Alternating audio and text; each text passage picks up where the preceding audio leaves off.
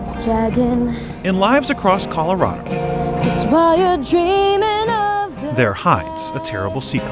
but you'll never know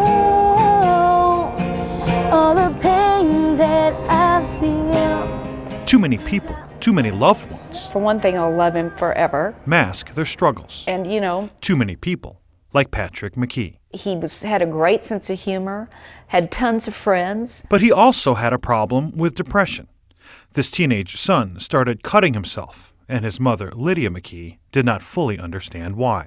I didn't ask Patrick about the fact that maybe he was thinking about taking his life. I just didn't know.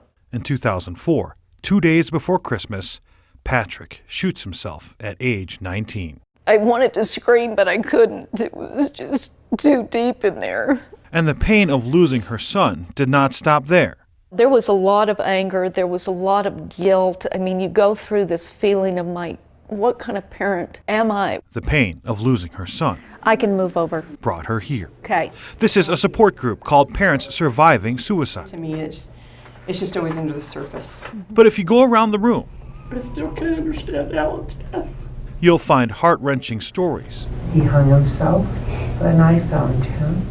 You'll find that most parents in here He was 21. My son, Alan, was 34 and he took his life. He was 27. Most here lost an adult son to suicide, not a teenager. All the tears I have cried. In fact, the latest numbers show that in Colorado, 60 teens died by suicide in 2013, compared to 584 men age 30 and up. This is how I like to remember him. Dr. Sally Spencer Thomas started the Carson J. Spencer Foundation Carson was my brother. He was a 34-year-old businessman here in Denver, Colorado. because she had to. And in the aftermath of his death, our family and his closest friends, in our grief reaction, decided to do this in honor of him. She decided to take up the cause of trying to help adult men navigate the stress of professional life.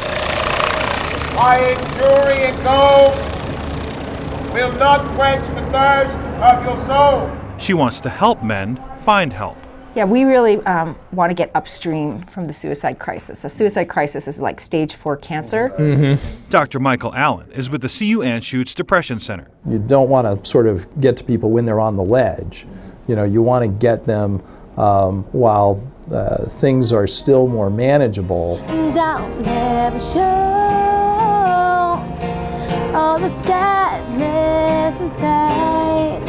Allen says the problem is men in Colorado don't feel they need help. Really kind of spiked in the last few years. From the day that they were born, they've been conditioned, don't ever show weakness, be self-reliant, pull yourself up by your bootstraps. And they say when men do seek help, they go to the ER, and that's an issue. Emergency room docs have a lot of other things to think about, and they're not necessarily well trained to deal with mental health problems. I lost my son Patrick 10 years ago.